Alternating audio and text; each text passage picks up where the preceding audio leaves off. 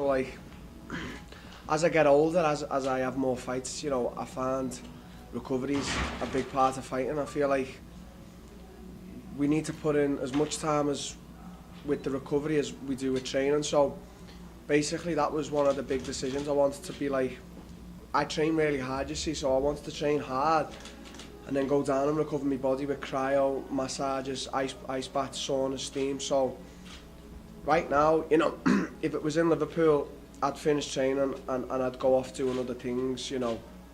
Now it's just 24 hours. I'm starting to get sick of it, to be totally honest with you. It's 24 hours. The fight can't come quick enough. It's like, I don't like saying stuff like this, but it's been 24 hours non-stop thinking about fighting. There hasn't been any other, you know, nothing else. I haven't gone the strip. I went the strip once. I haven't been going out. I've just been dedicating everything to this fight.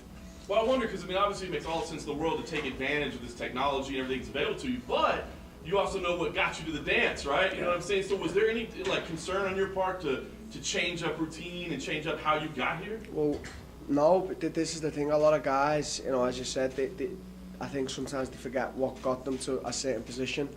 That's why I've brought my coach and my team out, because it's sort of like, it's like Team Carbon back there now, you know. We have our set times where it's just us training up here. You know, it's the same routine as back home, just, you know, better facilities. The octagon's a lot bigger. We've got a ring, we've got bags, we've got a huge mat. We can manipulate the heat. It's better. It is better, but you know, my humble opinion is if you're a fighter, you're fighting for titles. You're a high level fighter. You see a lot of these guys switching up camps, switching up trainers. I haven't switched up anything since I've started in this game. There's actually more people. You know, we had two of the best jiu-jitsu players just coming along just to train with us. So there's been more, you know, people coming to the team. It hasn't just been Team Carbon. It's been a few guys in there. Can we come and train? Yeah, of course. Come along. Come and show us some stuff.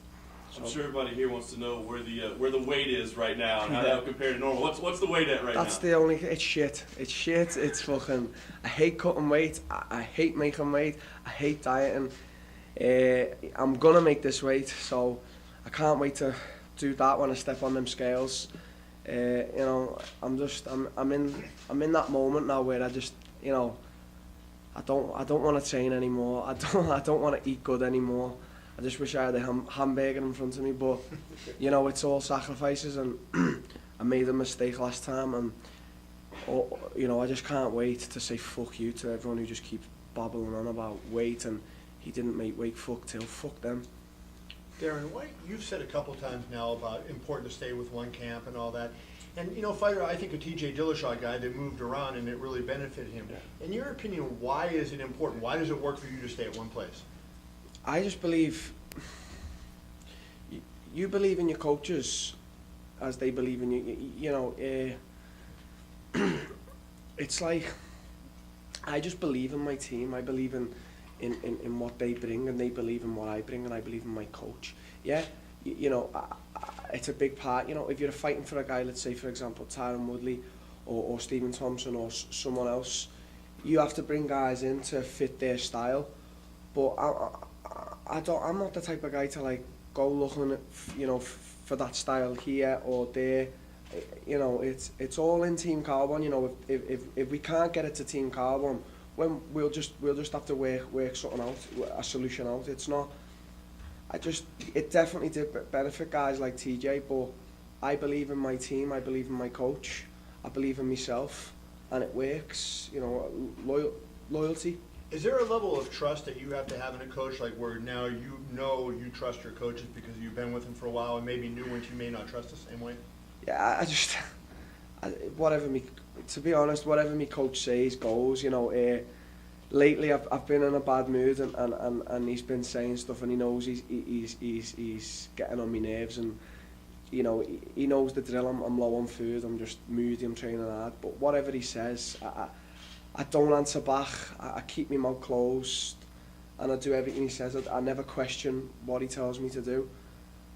Inside the octagon, inside the training, and outside. So it's not just like inside the gym. It's like outside. So even sometimes there's things that he says to me and I don't want to do or I don't agree with. I just get on and do it because I know it's all beneficial for myself. So Darren, like reading your body language today, you looked absolutely miserable out there. Okay. Yeah. I mean, is that typical of you a week No. out, or did we see you at a low moment today? No, What was it's it? just I'm just this camp, like, as much as it's been short, it's been tough on me. Like, so I think just like these next few days, I'm just in a bit of I'm in a bit of a mood. I don't want to see it because, as I said, back home, you know, I get to the gym, I do my work, what needs to be done, and I leave the gym and I don't see anyone until, you know, later in the night. Now it's sort of a bit like I feel like the cameras are always on me. You know, I feel like there's people always just nagging me here, there, and everywhere, and it is part and parcel. But you know, you're just catching me on. You know, if someone brought me a McDonald's now, I'd cheer right up. But it's what it is. I have me few moody days. I'm not a moody person. You know, I've just woke up in one of them moods. I'm tired. You know, I just want the fight to be here. I've done all my work. I'm ready for 5 rounds. I'm ready for 1 round. I'm fit. You know, I've really put all my effort into training, into diet, and into being the best me. So I'm just having me few off days. You know, it's not, and I don't snap at anyone, and I just keep me mouth shut. I get on with my work, and yeah, I had a moody day today. So you see me at not a low, but I was being moody. I was trying to kill everyone. Let me ask you the whole thing about Usman as a backup. I know he's supposed to be a backup for both you guys, but I think the underlying feeling is he's a backup for you missing weight. Yeah. I mean, what's your thoughts on that? Do you say, hey, props to UFC, or do you take that as some disrespect? I to be honest, right, I don't really care. I feel like I'm the only fighter who's ever missed weight in the UFC, to be totally honest. I feel like anyone who when we talk about weight now, it's that until, you know, there's I missed weight. People need to just get off it. If Usman's there and ready, and by some chance I miss weight and Darren accepts, Darren says he wasn't going to fight him, I seen, but it is what it is. They got the back up. Usman, they've told him he's doing what they've told, so I'm just not asked.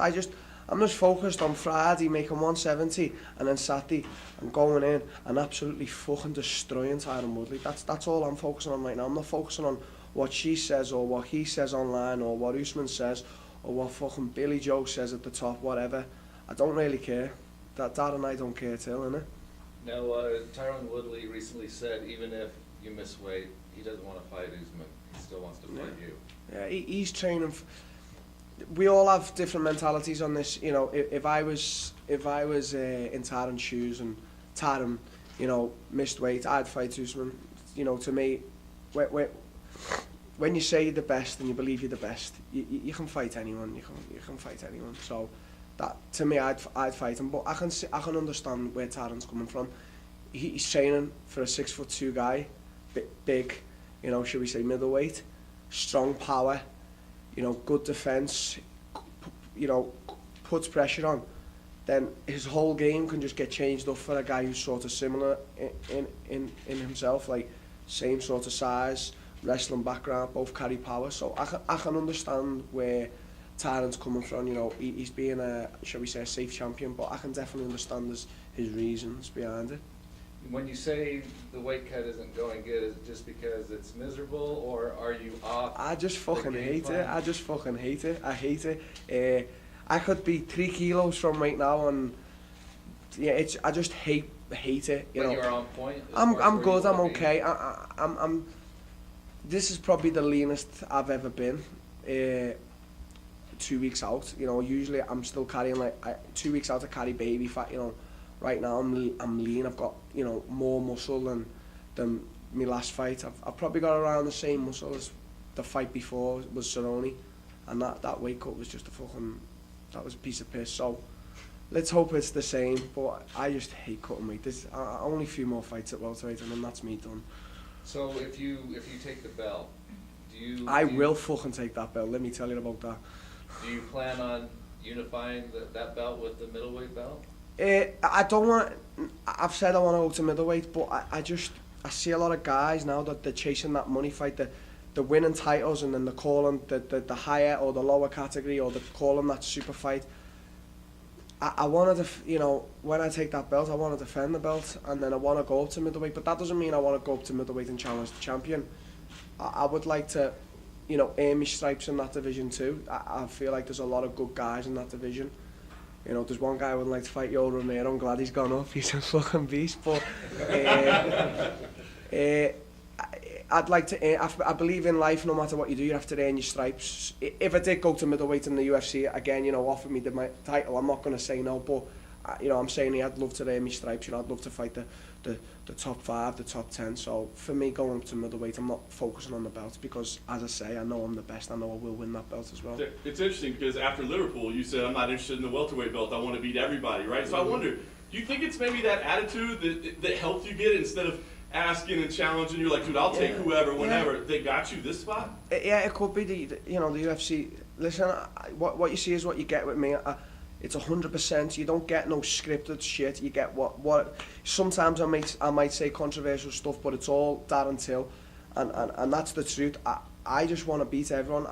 Everyone in all divisions. To sit back when I've finished and say, I was the fucking best. I was the greatest. I beat everyone they put in front of me. I'm not scared of anyone. I don't care whether you're a wrestler, you're a jiu-jitsu fighter, you're a stand-up fighter. I want to put myself against you, and I want to see who's better. And if you had a guy who is going to beat me, I'll take that loss like a man, and I'll go back and, I'll work on myself. That's how I look at fighting. I don't look at fighting as getting in, making money, fighting this guy, that guy. Fuck that. I'm not here for that. The face-off with Tyron, I mean, we all knew you'd tower over him, but when you got there, did it surprise even you how much bigger you were? A little bit. I think, as I've said a few times now, I just made myself look big. I puffed my chest out, I put my arms in the air. It was sort of that stance that made me look bigger. But yeah, I was on that day significantly bigger than Tyron.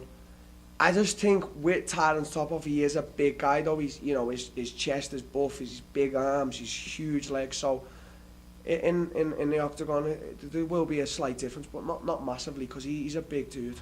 So lay out the perfect scenario. You're saying 185 is on the horizon. Lay out the future for Darren Till. You win this belt, you defend once, or how many times? Is there a name? And then you go, what's the perfect scenario for Darren Till?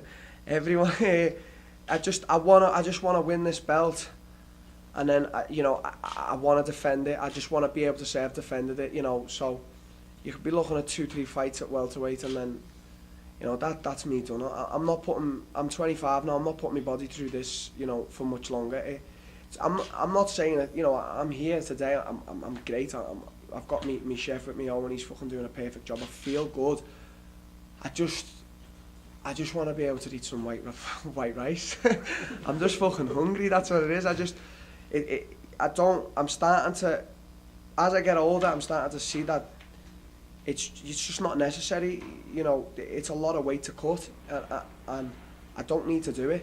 And I started at welterweight. I'm going to finish at welterweight, and my ultimate goal is to be the welterweight champion. In 2 weeks, I can be making that goal a reality, and then after that, I want to defend, and then it's probably me going to middleweight. So that's how I see my future playing out. Darren, I wonder, as a young guy, boxing is really big in the UK. When you were looking to get into combat sports, what was it that led you to MMA as opposed to boxing, given how big boxing still remains in the UK at this point? Just in Liverpool, I felt that there was just need for something like what's happening now. Like we have today, and we have had many great world champions in boxing, many great fighters. I always want to be different. I always want to be that special guy, and we never ever had like a UFC champion from Liverpool. We never had that UFC, shall I say, I don't like to consider this, but superstar. And now in Liverpool, I can see everyone really coming together. I can see there's billboards all over the gaff. People are coming in the thousands. So it's like the weight of Liverpool is resting on my shoulders, as many other guys, but I just want to be different. In anything I do, I always want to be that different guy from the crowd. Like when Bisping came up, I mean, it was kind of a similar thing. He fought in Manchester and had those big things. Is that kind of like? Did you look at him and see any way that hey, you took something from him, what he did? No, Bisping was on his own path. He was, you could definitely compare the two, but he was on his own path. He was doing what he was doing, and he came up to America. I just got into MMA, and as soon as I started training, and that was it. I was besotted with the sport. I just wanted to be the best. I said to everyone in the gym when I was younger, I said, I'm going to be better than everyone in here, and I'm going to be better than everyone in the world. And some may not have believed it, some may have, but that's just the mentality I had. I didn't ever look to anyone for inspiration, or, you know, there was people who would do great things and you would admire them, but never. I don't want to ever be inspired by someone else. I want myself. I want to inspire myself. And lastly, when you're in the gym, like, you know, you said, I want to be the best in the world. Was there a moment when you said, hey, I'm on the right path, where you beat somebody in the gym, or maybe in a specific fight where you said to yourself, now I know that my dreams can come true?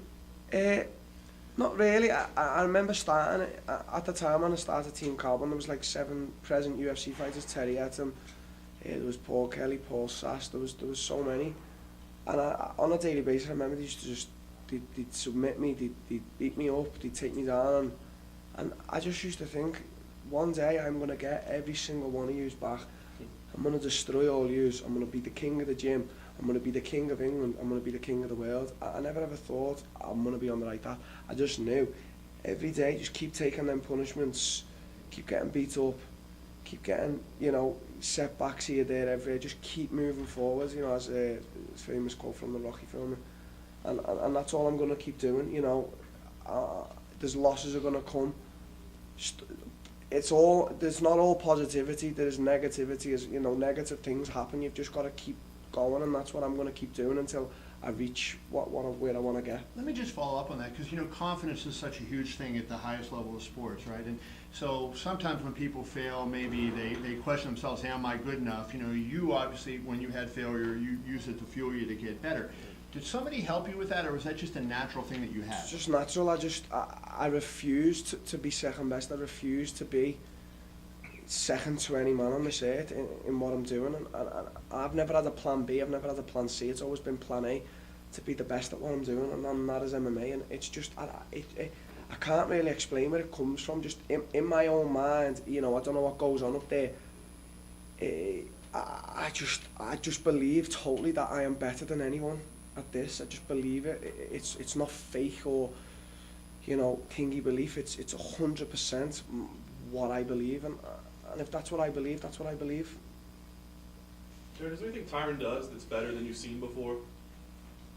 Is there like a skill or technique or something about his game that you haven't faced before that you look at it and go, that's pretty impressive, that's good? Yeah, every fighter I fight, if I talk shit or whatever, that's just talking shit, but respect as a fighter, I respect everyone. They've all got something special, otherwise they wouldn't be fighting in the highest level now. I just think everyone talks about Tyron being a power puncher, a strong wrestler, a physically strong guy. People forget the fact he's really intelligent. He's a very intelligent guy. He knows how to break fighters down. Like right now, I can guarantee he's watching with his coaches how to break me down, how to beat me. That's his skill. That's his best attribute. I'm sort of the same, but in a different way. I'm not strategizing. I will strategize on the night. Let my coach do all that. I will figure Tyron out inside that octagon, and I will beat him, and he will not have seen some, you know, shall we say, young kid like me. But that's Tyron's best attribute. He's a very intelligent man. Darren, what's your most underrated attribute? I mean, everybody talks about your size and your strength, but what is a part of the game that a lot of people may overlook? I've got many flaws.